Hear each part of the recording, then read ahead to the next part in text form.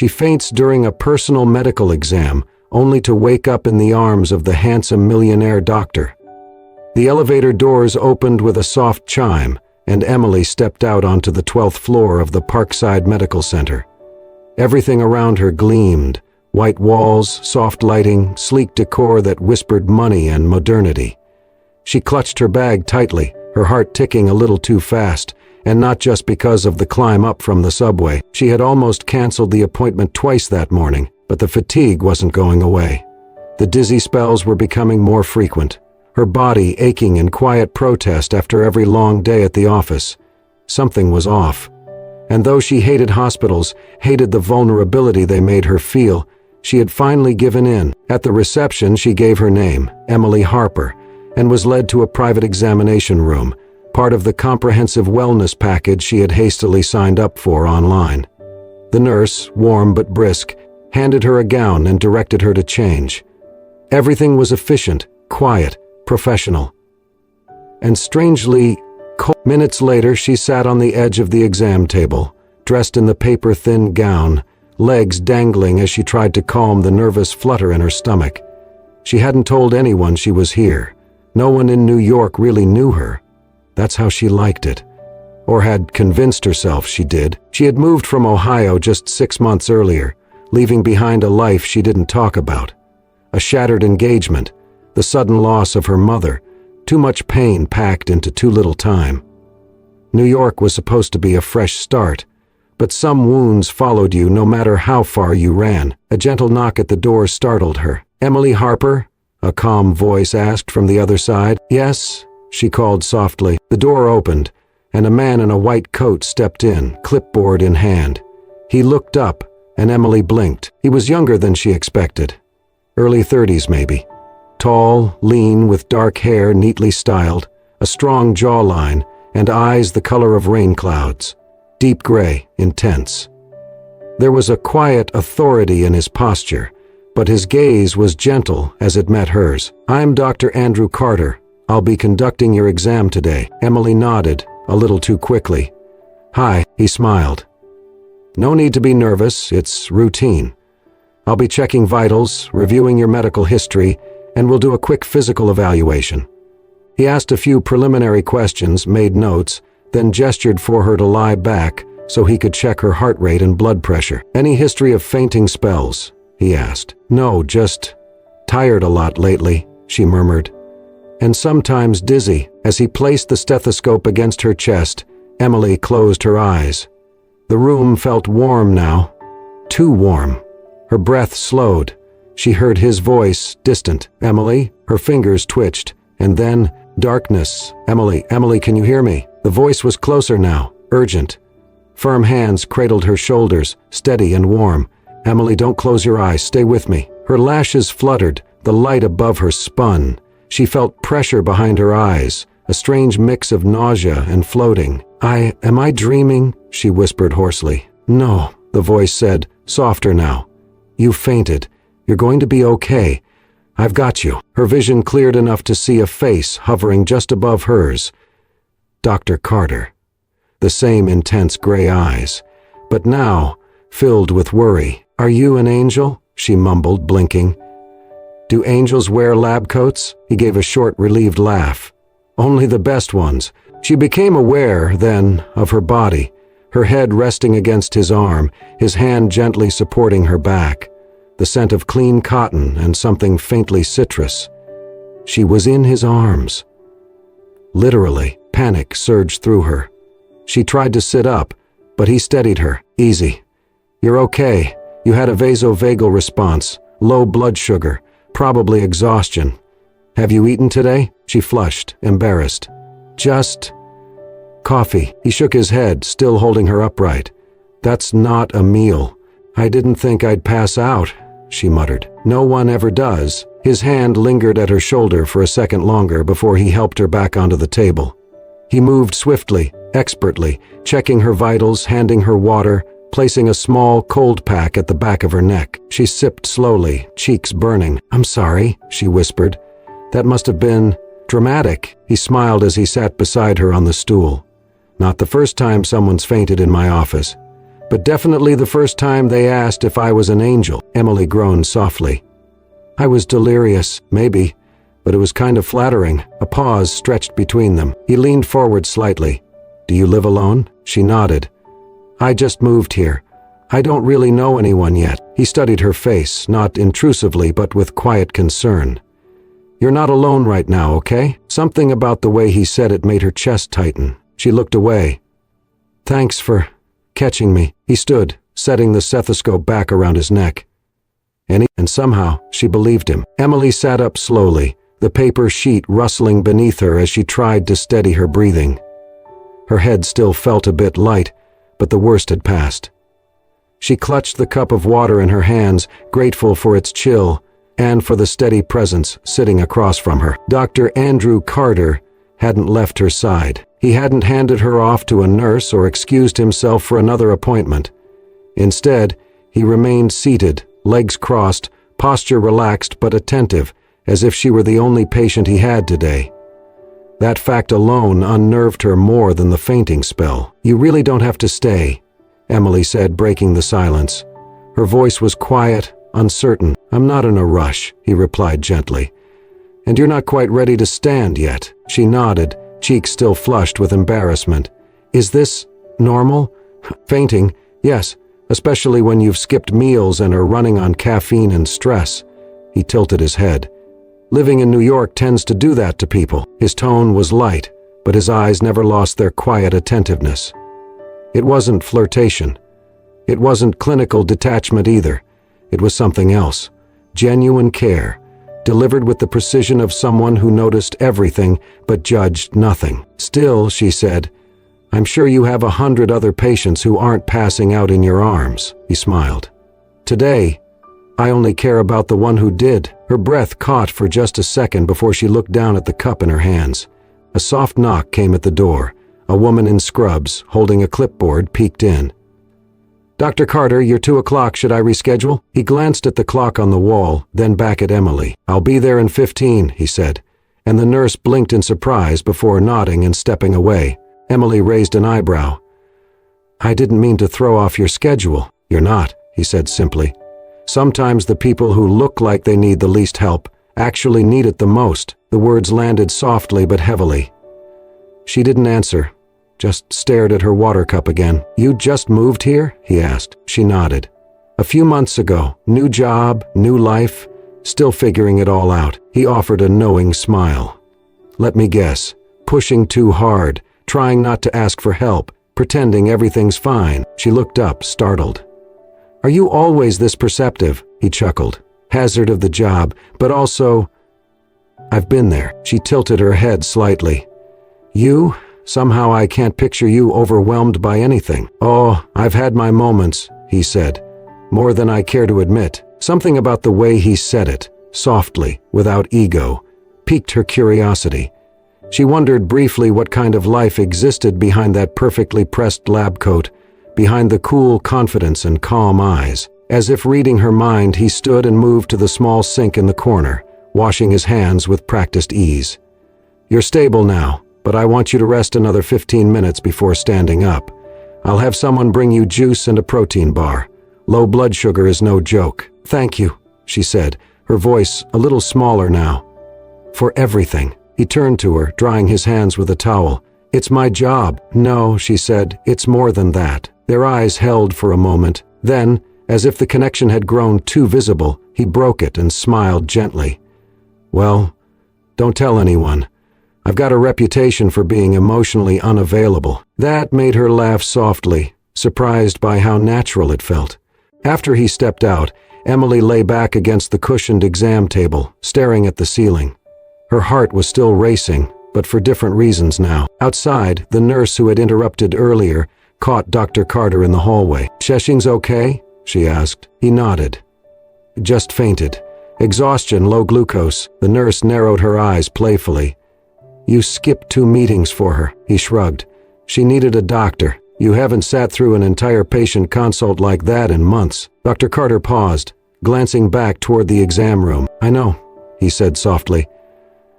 "That's what makes it different. So let me get this straight," Jess said, leaning on the kitchen counter with her arms crossed and an eyebrow raised. "You fainted, actually fainted, into the arms of a hot doctor?" Emily rolled her eyes as she stirred her tea, avoiding eye contact. "Don't make it sound like a rom-com.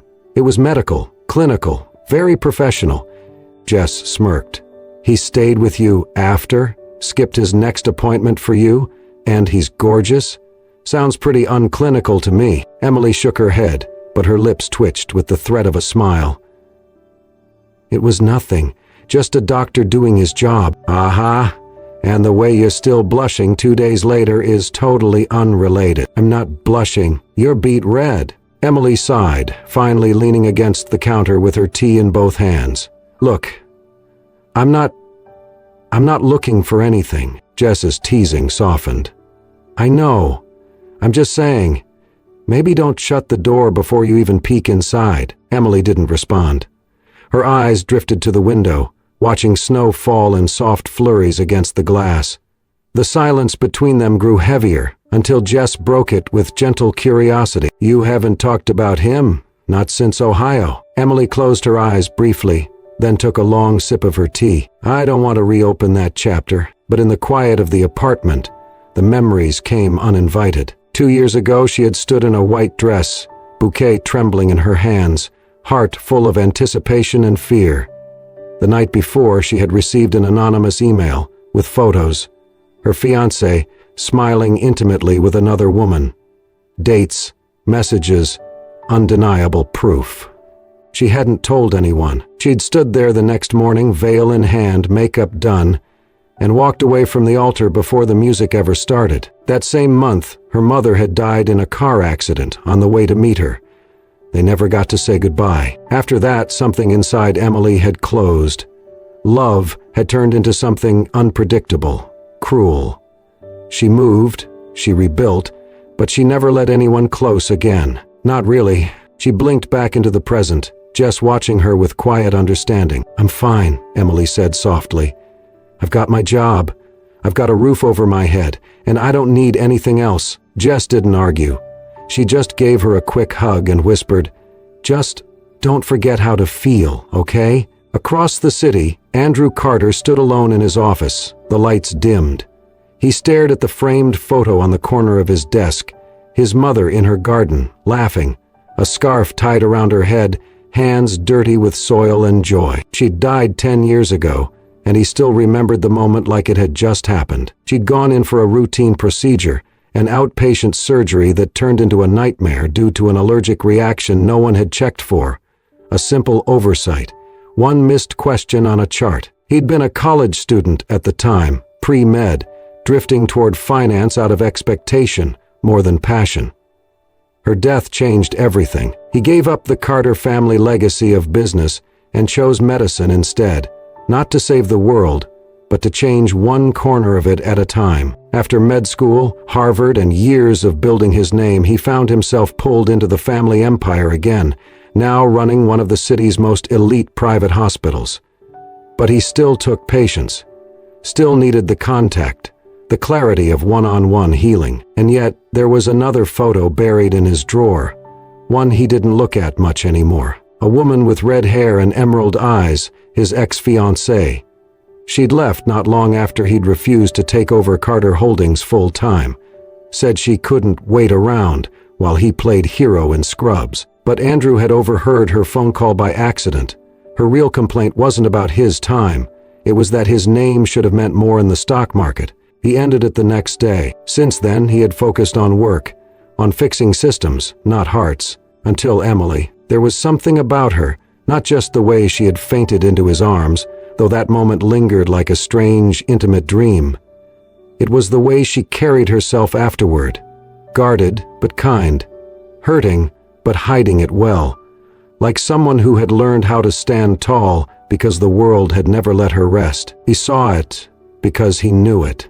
And for the first time in a long time, Andrew felt something stir beneath the surface, something he didn't dare name yet. Emily wasn't expecting to see him again. It had been nearly 3 weeks since the fainting incident, and though she'd replayed that morning more times than she cared to admit, his steady hands, his calm voice, the way his eyes softened when she joked about angels. She had convinced herself it was a one-time thing. Doctors didn't remember patients like her. But when she returned to Parkside Medical for her scheduled follow-up, she walked into the waiting area and there he was, Dr. Andrew Carter, leaning casually against the reception counter, clipboard in hand, dressed in navy scrubs and that same quiet composure that made her heart skip before she could reason with herself. He looked up and saw her. His face lit up, just slightly. "Emily Harper," she blinked. "You remember my name?" He stepped closer, his smile warm but easy. "It's not every day someone accuses me of being an angel and faints into my arms." Emily flushed. "Right. How have you been feeling? Better? Eating like I'm supposed to? Sleeping?" "Somewhat. Still dizzy?" Only when handsome doctors walk into the room unexpectedly. Andrew raised a brow, clearly amused. "I see your sense of humor survived." Before she could spiral into embarrassment, a nurse called her name. Andrew glanced at the clipboard, then back at her. "Looks like I'm handling your follow-up," he said with a wink. Inside the exam room, the atmosphere felt different this time. Familiar, almost comfortable.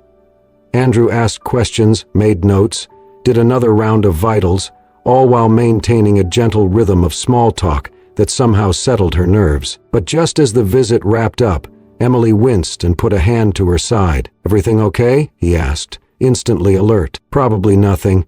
Just a little stomach cramp. Maybe something I ate." He didn't look convinced. "How bad is it?" "Manageable. I don't want to be dramatic." "Pain isn't dramatic," he said, already rising. "Come on, let's run a few tests to be safe." "But don't you have other appointments? Meetings?" "I do," he said, holding the door open. "They'll wait." She followed him, a strange sensation blooming in her chest. She wasn't used to being prioritized. Not like this. They walked side by side through the quiet hallways, their steps unhurried. In between check-ins with nurses and technicians, they found themselves talking, really talking. Emily told him about her job, how she was still finding her footing in the city, how the subway system made her anxious but the bagels were worth it.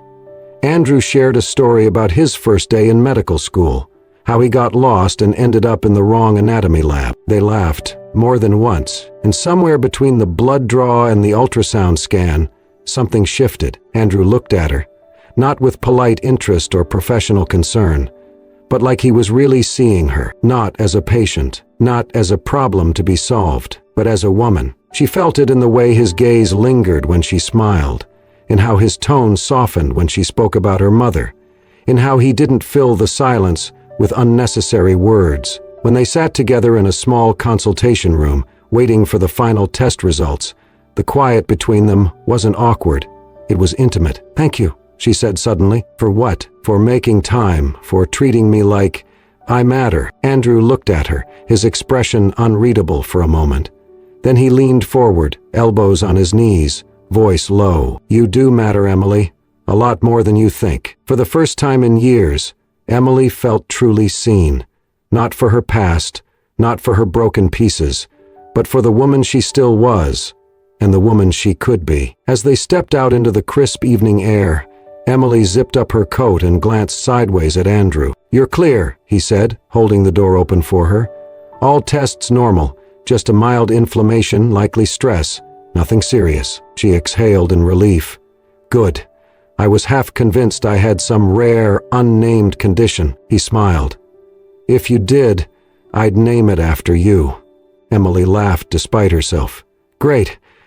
I've always wanted my own disease." They walked a few steps in silence before Andrew stopped beside a cafe across from the hospital. "Can I buy you a coffee?" he asked casually. "No lab coats, just coffee." Emily hesitated. The invitation was simple, unthreatening, but something in her resisted, an old voice reminding her she didn't do this anymore. "I thank you, but I should head home," she said quickly. Andrew didn't push. He just nodded with that same calm patience she was starting to associate with him. "No problem," he said. "Some other time, maybe?" She smiled awkwardly. That night, Emily couldn't sleep. She lay in bed staring at the ceiling, replaying his words. No pressure, just coffee. And yet, it had felt like more. Not romantic, not yet, but open, like a door she hadn't dared to approach in a long time. By morning, her phone was in her hand before she could overthink it. "Emily, about that coffee? Is the offer still good?" The response came within minutes. "Andrew, I thought you'd never ask." They met at a quiet corner cafe the next evening. No hospital lighting, no gowns, just her in a navy sweater and jeans, him in a dark coat and scarf, both carrying the light weight of nervous anticipation. What started as small talk turned into deeper conversation. Stories about childhood, family, her first job, his awkward teenage years. They found rhythm in shared silences and surprising laughter. Emily told him about her move to New York, how she needed to get away from the wreckage of everything she lost. How, for a while, she felt like a ghost walking through her own life. Andrew listened, not the way people usually did, nodding, waiting to speak, but truly listened. His eyes didn't waver, his attention didn't drift, and then it was his turn. "My mom died when I was 20, he said quietly, fingers curled around his coffee cup. It was a routine surgery, something minor, but the hospital missed a flag in her chart. She had an allergy they overlooked. Emily's heart clenched. "I was studying finance at the time," he continued, planning to go into the family business. "I dropped everything the week she died and never looked back." "Is that why you became a doctor?" she asked. He nodded. "I couldn't save her, but I thought maybe I could stop it from happening to someone else." Emily looked down at her hands. "That's noble," he shook his head. "It's grief mostly, but it shaped me." They sat in silence for a while. The cafe buzzed gently around them, insulated from the chill outside. Emily took a deep breath. "Sometimes I feel like I lost my worth when everything fell apart. My engagement, my mom. Like I'm a version of someone I used to be, but not enough of anything anymore." Andrew was quiet for a long moment. Then, softly, he said, "If someone ever made you feel like you weren't enough, that's not a reflection of you. That's on them." The words cracked something inside her. Emily felt tears well up, sudden and hot. She looked away, blinking rapidly. "I'm sorry," she whispered, embarrassed. "Don't be," Andrew said. "You're allowed to feel things." She nodded, wiping her cheek. "I'm not used to this. People listening, saying the right things. I'm not always good at saying them," he admitted, "but I mean them." From that night forward, something unspoken began to take root. They started texting every evening. Short messages at first, inside jokes, updates about the day. Then deeper ones, book recommendations, memories, fears they didn't share with anyone else. Emily found herself waiting for his name to light up her phone. Andrew began checking his inbox before his morning coffee. The connection wasn't explosive. It was slow, steady, like warmth creeping into a long, cold room. And for the first time in years, Emily let herself wonder, what if healing didn't always look like forgetting? What if it looked like beginning again? It happened by accident. Emily had stopped by Parkside to drop off some paperwork for her insurance. Nothing major. She hadn't planned to see Andrew that day, and honestly, she wasn't sure if she wanted to. Things between them had grown comfortable. Maybe too comfortable. The more they texted, the more she looked forward to hearing from him. The more she started to believe in something she hadn't allowed herself to believe in for a long time. Hope. She was walking past the hallway near the administrative offices when she heard his voice. She hadn't meant to eavesdrop, it just happened. "She's lovely, Andrew," a woman said. "Her father's on the board at—" "I'm sure she is," Andrew cut in, sounding tired. "But I'm not looking to get serious with anyone right now." Emily froze. The voice, the words, they punched the air right out of her lungs. She didn't stay to hear the rest. That night, she didn't reply to his usual message. "Andrew, long day, missing our late-night chats. You okay?" She stared at it for a long time, then turned off her phone. 2 more days passed. Then 3. The silence between them swelled until it filled every corner of her apartment. Jess noticed it. "You haven't mentioned your doctor in a while." Emily shrugged, trying to sound casual. "Guess he got busy." But the ache in her chest told another story. He hadn't done anything wrong, not really. He hadn't promised her anything. There had been no declarations, no labels. But still, the way he looked at her, the way he listened, the way he showed up. She had let herself believe it was more. Maybe it had only ever been kindness. Maybe she'd made the whole thing up in her head. Andrew noticed the shift instantly. She stopped replying, stopped reaching out. When she missed her scheduled follow-up, something in him knotted tight. He waited another day before calling the front desk. Did Emily Harper reschedule her appointment? No, Dr. Carter, the receptionist said. She just didn't show. He ended the call and sat in silence in his office, tapping the edge of his pen against the desk. She wouldn't ghost him. Would she? But he'd seen it before. People disappeared when they were scared. When things felt too real. Still, it didn't stop the quiet from creeping in. It wasn't just about missed messages. It was the absence of her. That weekend, it rained. Emily walked the long way home after picking up groceries, letting the cold drops sting her cheeks. She hadn't cried in a while. She hadn't let herself. But now, beneath the gray sky, her hoodie soaked through, her chest too full, she stopped in the middle of the sidewalk and broke. Her tears mingled with the rain, indistinguishable, unstoppable. The world blurred around her as she stood trembling in the storm, realizing she'd let herself hope again. And now, she was mourning something she never even had the courage to claim. The front desk receptionist looked up in mild surprise when Andrew Carter stepped into the open plan office of the design firm where Emily worked. He was out of place, immaculately dressed in a charcoal coat, tall, collected, carrying a quiet intensity that made people step aside without understanding why. But his eyes were searching, anxious beneath the composed surface. "I'm here to see Emily Harper," he said. The receptionist blinked. "She's in a meeting right now. I'll wait." He sat down on the low leather bench near the window, clasped his hands together, and stared out at the busy street, barely seeing it. He had left 5 messages, 2 emails, 1 voicemail he regretted the second he left it. All unanswered. But he hadn't stopped thinking about her. Not once. Not through the silence. Not through the growing ache of missing someone who had never technically been his. When Emily finally walked into the lobby, her steps slowed the second she saw him. For a moment, she looked like she might turn around, but she didn't. She came closer, cautious, collected. "Andrew?" she said, her voice neutral. He stood. "Hi." They looked at each other for a long second. "I know you don't owe me anything," he began, quietly. "And I promise I won't keep you long. But I needed to say something. In person." She didn't speak. But she didn't walk away either. "That day, the conversation you overheard," he said. "I was being pressured into a blind date. Some merger family setup my aunt cooked up. I told her I wasn't looking for anything serious, because I'm not. Not with someone I don't know. Not with someone chosen for me." His voice was steady, but his eyes were pleading. "But I wasn't talking about you, Emily. You're not a placeholder. Or a passing thing." Her brows furrowed slightly.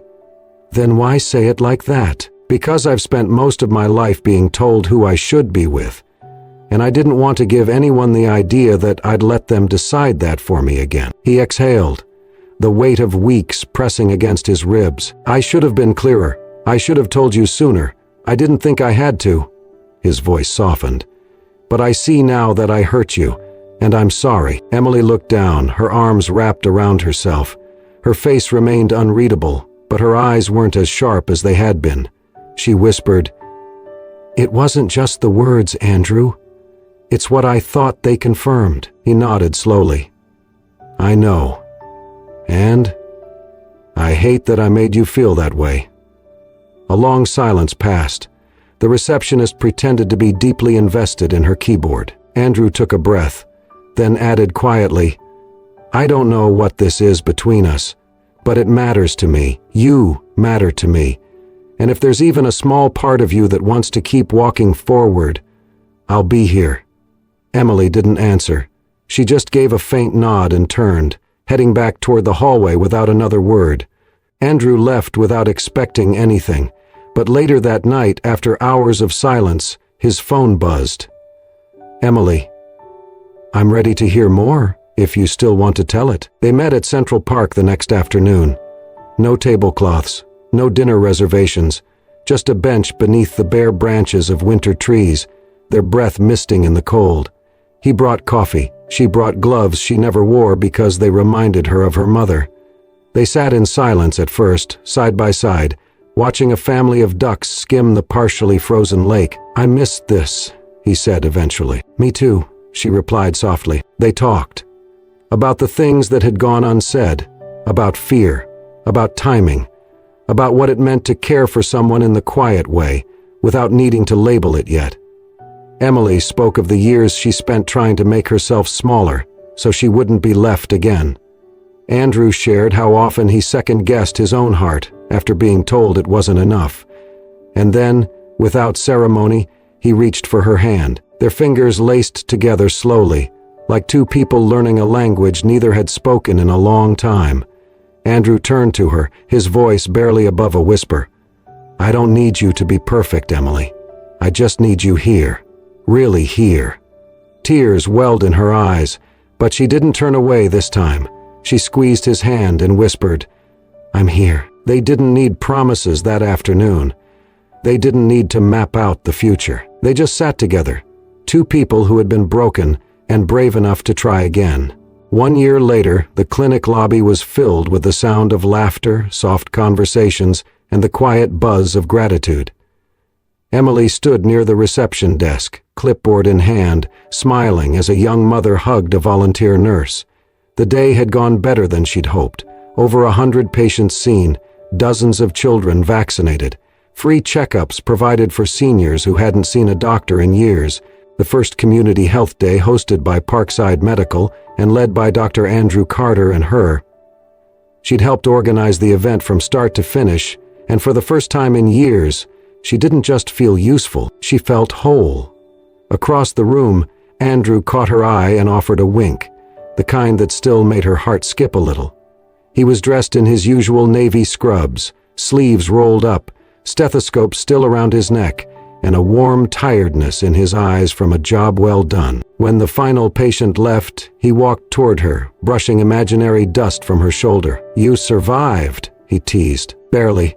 My legs are going on strike tomorrow." He smiled and leaned in just enough for her to hear. "I have a cure for that." "Oh?" she asked, amused. "Is it medically approved?" "Absolutely not."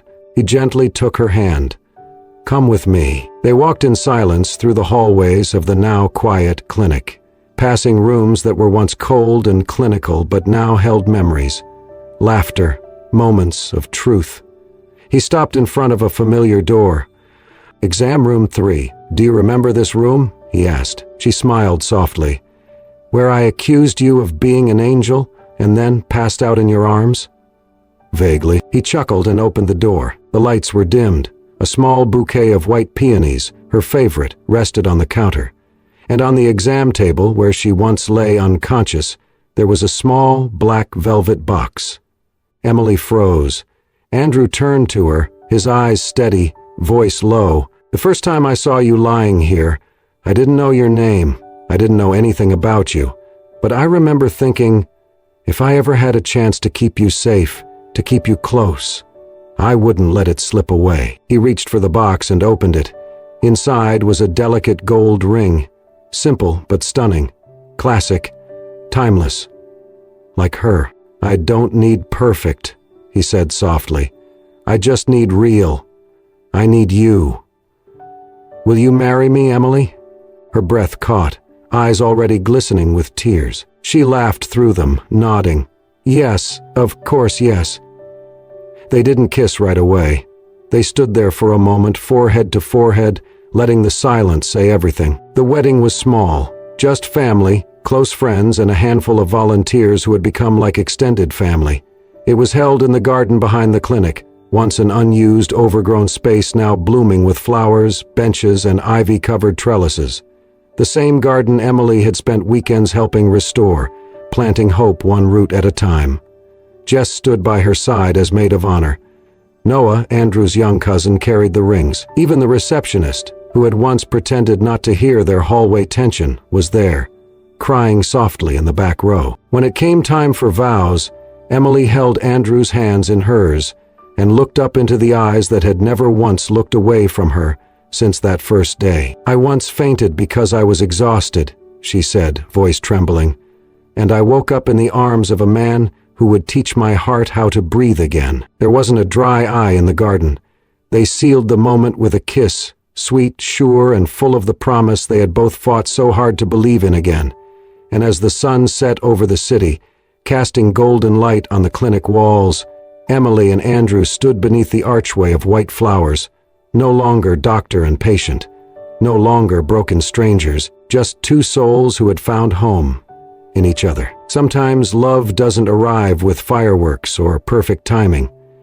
Sometimes it finds you in the quiet moments, in a faint heartbeat, in a doctor's gentle hands, in a second chance you never thought you'd get. Emily and Andrew's story reminds us, healing begins when we dare to hope again, and that even the most broken hearts can still find their way back to love. If this story touched you, warmed your heart, or brought a tear to your eye, please like, share, and subscribe to Soul-Stirring Stories. Here we tell tales that don't just entertain, they heal, they inspire, they remind you that you're not alone. Until next time, keep believing, keep feeling, and never stop choosing kindness.